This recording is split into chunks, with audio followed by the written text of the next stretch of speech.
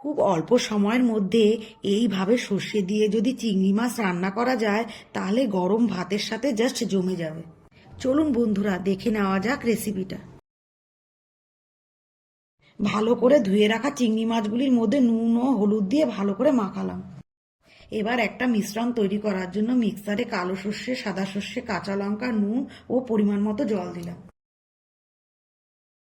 এবার সর্ষে বাটার মধ্যে পরিমাণ মতো হলুদ ও নুন দিয়ে ভালোভাবে মিশিয়ে নিলাম।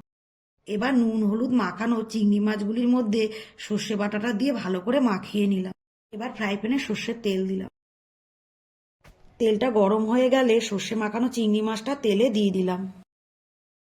এবার মাছগুলোর উপরে কয়েকটা কাঁচা লঙ্কা দিয়ে ঢেকে দিলাম।